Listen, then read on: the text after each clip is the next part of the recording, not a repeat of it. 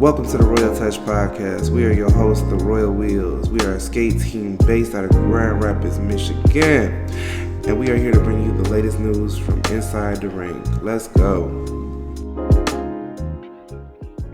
Welcome to episode 4 of season 2 of the Royal Touch Podcast. I am your host, DISCOMAMAS.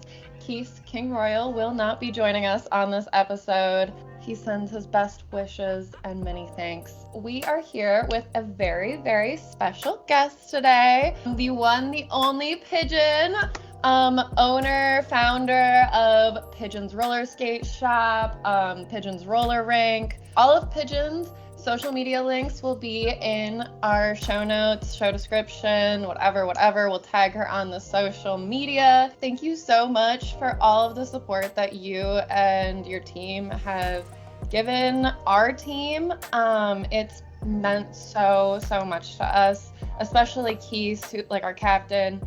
This is like his dream. This is his little brainchild, you know, so like it means the world, and thank you so much for your time to like come and be a guest on our little show.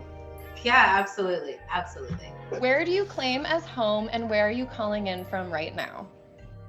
Long Beach, California. Woo! Hey!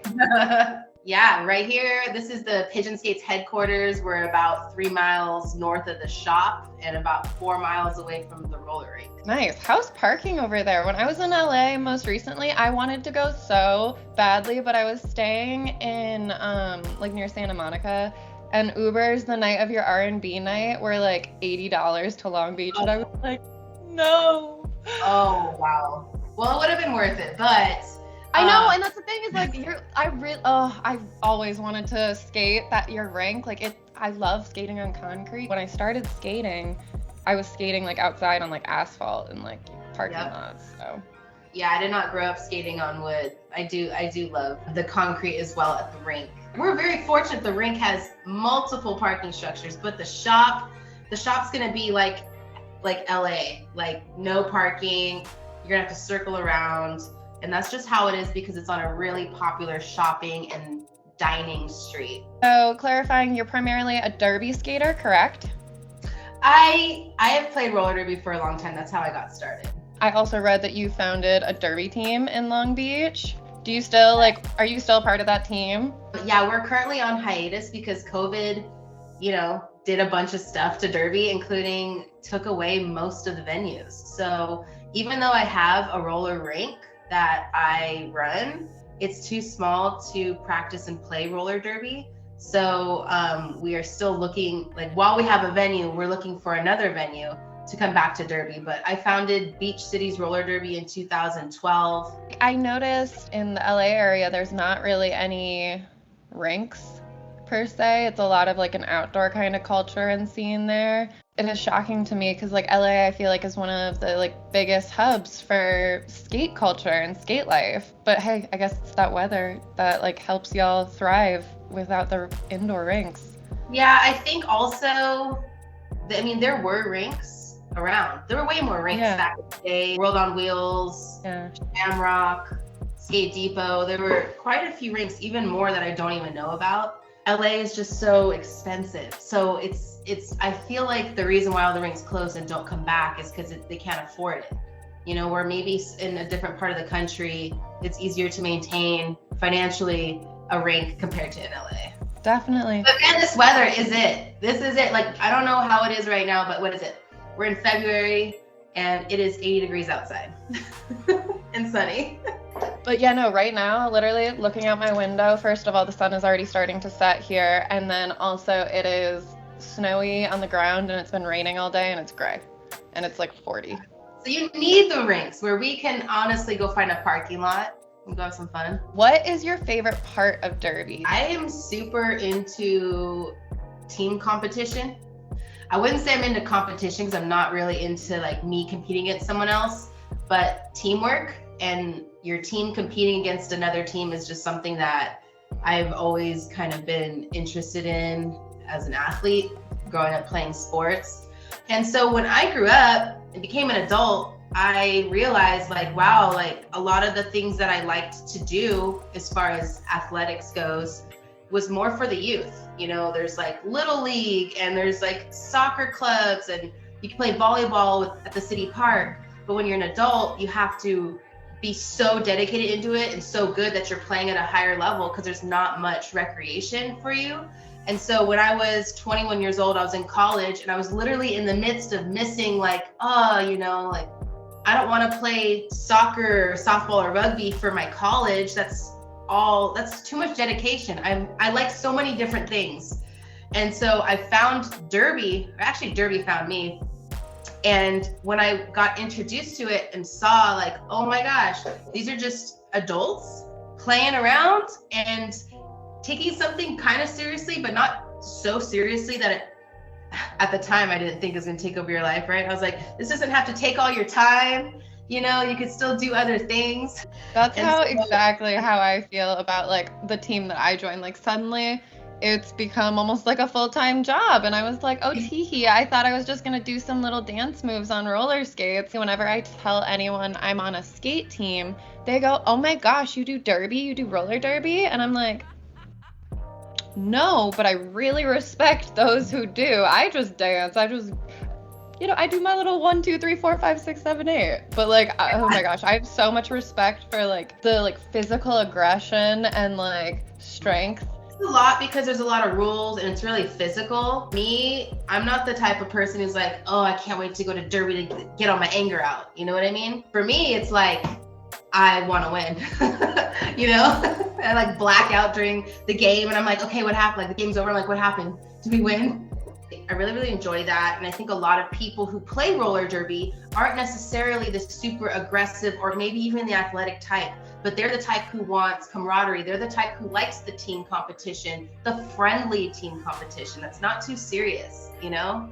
And what's really cool about roller skating is that it has allowed adults to get in those places easier than basketball or baseball for adults. You know, there's like women's derby, men's derby, and there's even junior derby, you know, and there's non-binary teams, co-ed teams, there's flat track, bank track. Moving on from derby, what sort of skate style do you like also like to participate in, or you would like to learn, or that you've been practicing? Well, I would say that kind of what set me apart from the rest of the skaters 15 years ago when roller derby came back is that I would actually go outside. And all my teammates were like, oh my God, you're gonna ruin your gear, you're gonna get hurt, don't go outside. We practice inside and in a rink.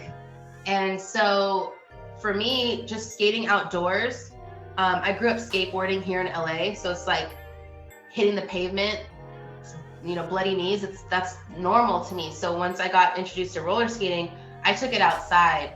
And that is my favorite type of skating. It's kind of adventure skating, you know? I don't have to go over there on the other side of town to that really cool park, but I want to go to, and I want to skate there to get that adventure and enjoy myself. It involves being on the street. It involves, you know, like skating for your life actually, because it's pretty dangerous out there, you know? And so that's really I tried to street skate in Chicago, and that's when I was wearing just like Chicago like $60 skates. Oh my gosh, I ran into so many dumpsters because I would have to quick hop off the road and like get onto the sidewalk, and then like I'd be going and like, oh my gosh, my hands were so sticky with mysterious substances. I hated it. It's an adrenaline rush, you know? That's definitely my kind of skating, I guess, because derby's adrenaline, street skating is adrenaline, and I do a lot of hill skating too, and that is just, you know. I just recently got into dance skating, not because of COVID, which is how a lot of people got into it, but because I opened the Rink. And I don't spend that much time there like a lot of people think that I do, because I have a full-time job and I'm a mom, and you know, my job isn't a shift at the Rink, it's up here in the office pounding the keyboard. So it's a whole different world that I really, really enjoy.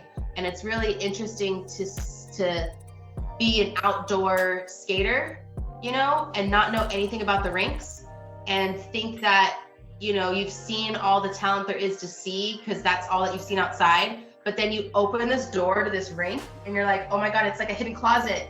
And it's really cool because the talent inside these buildings, inside the rinks, far exceed anything that I've ever seen outside. I love to travel and like go to different cities' rinks on their adult nights and like see that specific cities or like regions like style of dance skate.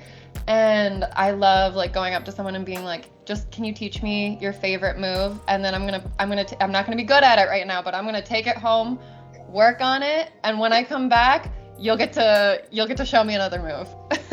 Yes. Yeah, I love that. I feel like even each rink has a tiny bit of its own style too, because of the skaters who go to that rink consistently and the things that they come up with, and people are watching them do it. Now they're doing it, and now everyone's kind of picking up on that, you know, like. And the rink's DJs, it depends on the music too.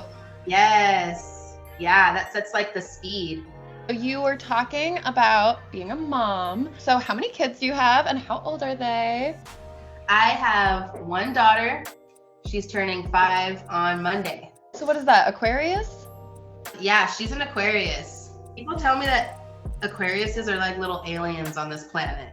And I think that makes perfect sense for her. She's like in her own little world. She's, you know, as 5-year-olds are. Okay, I don't know if you're a part of the like big beginner roller skater group on Facebook where like, I don't know, there's just a million posts a day, but recently somebody posted, oh, my toddler's really interested when I'm like practicing skating inside and like tries to copy the footwork.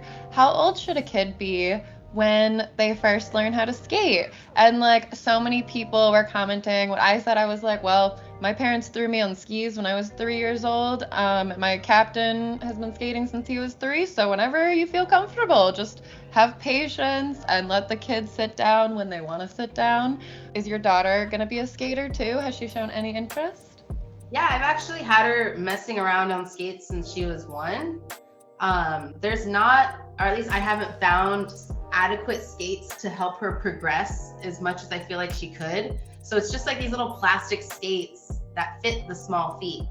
And she loves it. You know, she's not super into it because she's into absolutely everything in this whole world, you know? So when I bring her to the roller rink, she'll put her skates on, skate around 4 or 5 times, then take them off, and then put her shoes back on and run because she can run faster than she can skate. She just wants to go fast. Oh my gosh, that's so funny. My little brother and I, when we were in ice skating lessons at like 4 years old or something, he would go into the middle of the rink and just start screaming because he liked the echo. And everyone was like, oh my gosh. And so he was no longer allowed back. Oh my goodness. What are your essentials to a successful skate session minus your actual skates? Like, what do you carry in your bag? What's your gear? What do you need? I'm literally the worst person to ask. So here I am, hi, I own a skate shop and all this stuff, but I'm like, people call me the shoemaker's daughter who walks barefoot. And what that means is like I have access to all the things, but I have none of the things.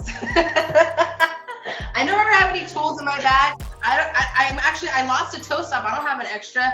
Dude, I even forgot like my pads, like my skates, the bearings are rusted shut.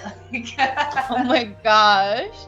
There's nothing that I truly need besides a place where I could be in a good headspace, you know? So if I want a good session, I gotta be able to go somewhere where I'm gonna be able to, I guess, it's not meditation, but it's that place that all of us get to when we're skating. Skate days. Exactly. So that is so essential. Like, I'm not gonna go and skate in a parking lot if I know that place isn't gonna allow me to like get into the right headspace that I want to get at, you know? I totally feel that. And when I was like learning to skate, I was doing it in parking lots mainly, but I was doing it in like empty parking lots, but it was right next to like a neighborhood where everyone came and walked their dogs, but they like didn't use leashes usually because like nobody was usually there.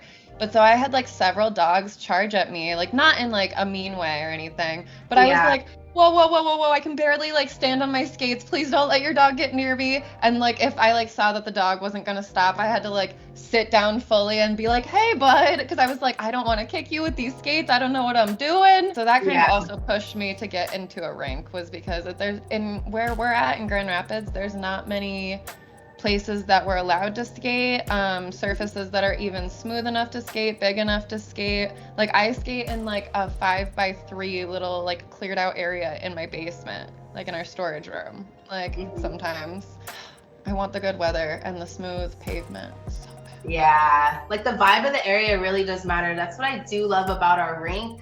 It's sexy, you know? So it's real easy to like feel the magic of skating when you're in a place that kind of feels magical. I know a lot of that has to do with your own head. Like I can go to, you know, that 3x5 square that you have in your storage spot, you know? And if I have enough like self-control, I can get myself there, you know?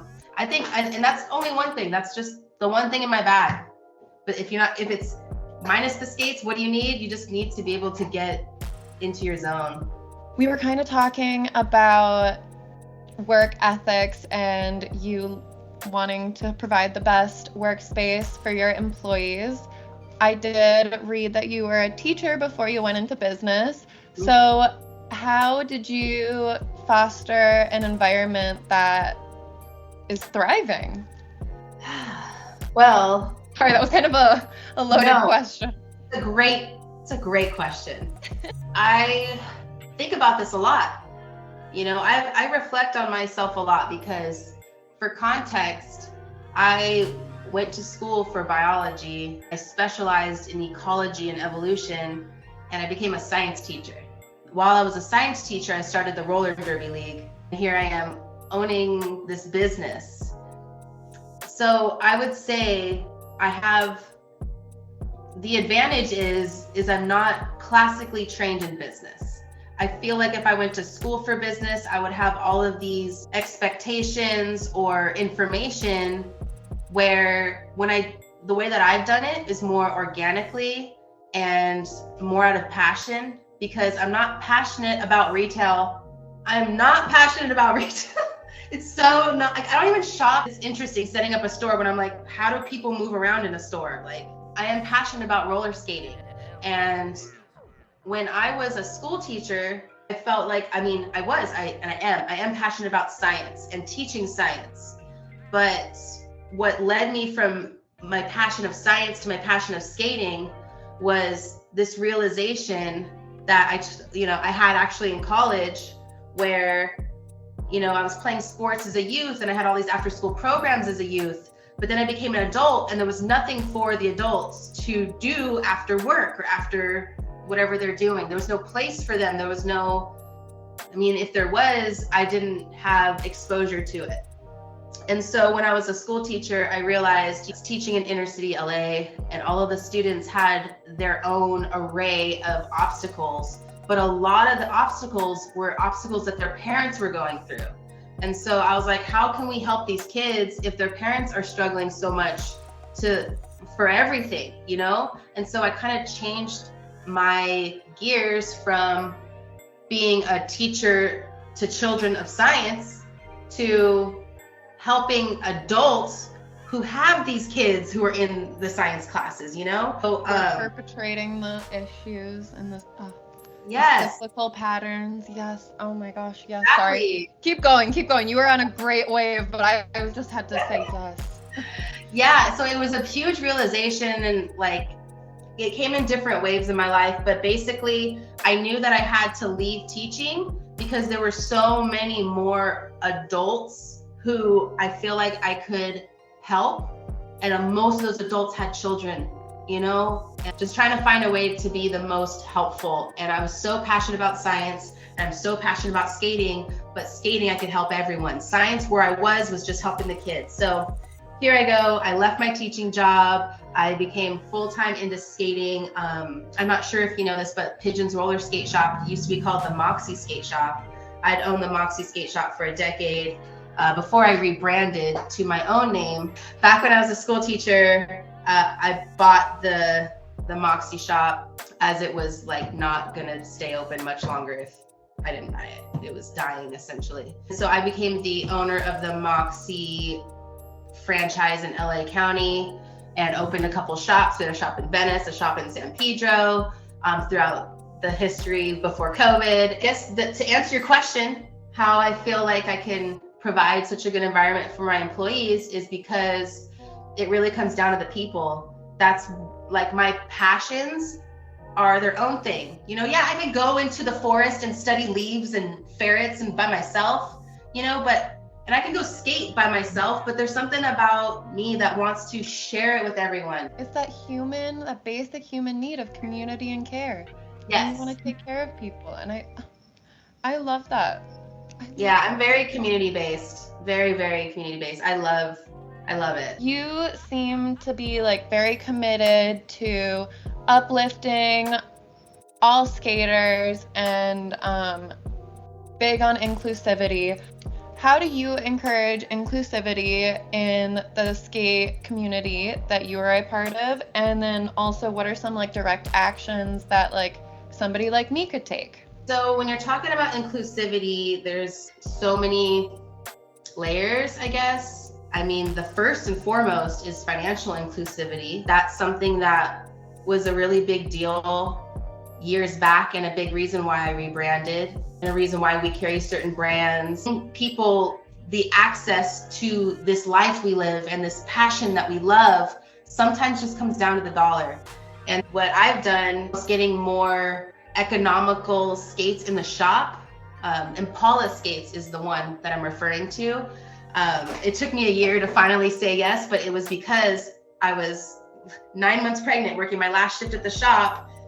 2 or 3 girls walked in. They're like, "Oh my God, roller skating. Oh my God, this is amazing." Picking it up. They're like, "Oh yes, like I could see myself doing this." And then asking the price and then just like sadness, you know? And I'm like, wow, like $200+ is not like, we're not doing the community service this way. We need other options. And so that's when we finally linked up with Impala, who was trying to get into our shop for, like I said, like over a year. And now they're one of our #1 supporters. So on top of Impala being an affordable skate for people, Impala has linked with us to donate over 1,000 roller skates to the community. So it's so awesome. So basically Impala, like a lot of brands, I guess, I'm not super sure because I don't manufacture goods, but if anything is returned, like if someone buys a size 7 from them and they actually need a 6 and they return it, they don't resell that 7.